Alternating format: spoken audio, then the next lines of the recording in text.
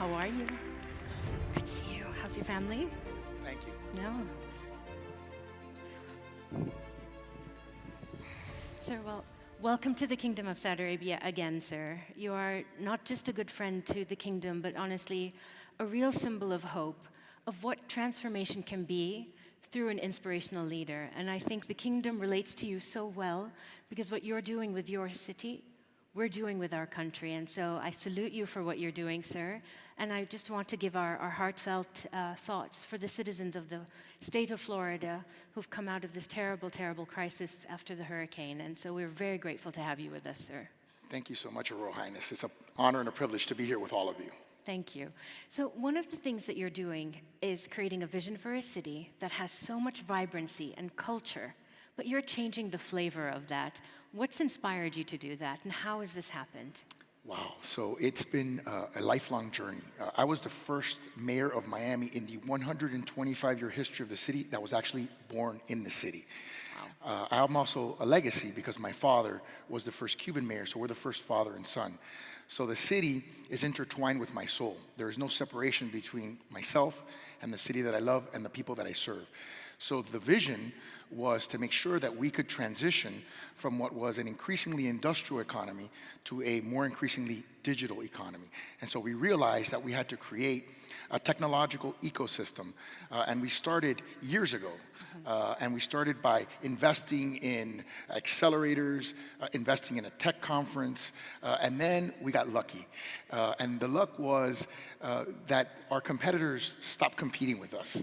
They basically increased taxes, and they basically kicked out of their cities the most productive people. We saw famously in New York City, not to pick on them, that they won the HQ2 prize and then said to Amazon, no thank you. And we saw in San Francisco someone say, insult Elon Musk, and he said, message received, and left. And so it's not just that one of the most valuable companies and one of the wealthiest people are being kicked out, it's the signal. And the signal is, we don't want you.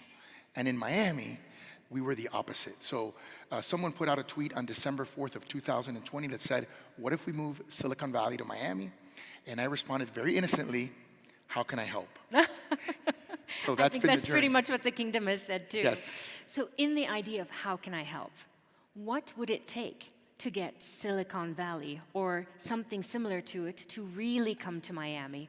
We had asked in the panel earlier, is it about the finance? Is it about the education? Is it about the business themselves? What is that cocktail, and what's Miami's answer to that? I think when you're creating a vision, you're looking at the landscape. You're looking at your advantages, and you're also looking at where you're weak, your weaknesses. How can you strengthen your weaknesses? I think for us, we've created such an energy, such a momentum. I call it the FlyMo effect. It's a word that I invented, which is flywheel plus fear of missing out, FOMO, combined, FlyMo. So we've attracted $2.5 trillion in assets under managed companies in the last 24 months and 400% increase in our venture capital pipeline in just 1 year alone. So we have continued to systematically encourage new investment, people coming in that can create high-paying jobs, which is why we're #1 in the nation in wage growth. And how do you balance the infrastructure that's going to be needed for this? Because you've also talked about Miami being the capital of capital. Sure. And that's super interesting. How do you apply that? Well, we want to be the capital of capital in a variety of ways. We want to be a capital of capital in private equity. We want to be the capital of capital in venture capital. And we want to be the thought capital of capital. And so that's why it's my privilege. Tell me what you mean by that. Oh, well, I will. It's my privilege to announce that we're going to be celebrating FII in Miami next year. There you go. That's one way we're the capital of capital. There you go. And I think what for me is so fascinating is the similarities of the warmth of culture of this nation and the people of Miami. My question to you is, as COVID comes, well, it's tiptoed away from us, and there's next generations of pandemics that are coming our way. How does Miami make itself resilient to that? And is the next migration away? Is it back? How do you make sure they stay? Because this is new and this is fresh. Sure, I think the fundamentals are important. Obviously, our tax differential, you're paying over 50 cents of the dollar in taxes if you're living in New York versus Miami. We're at 37 cents, major difference.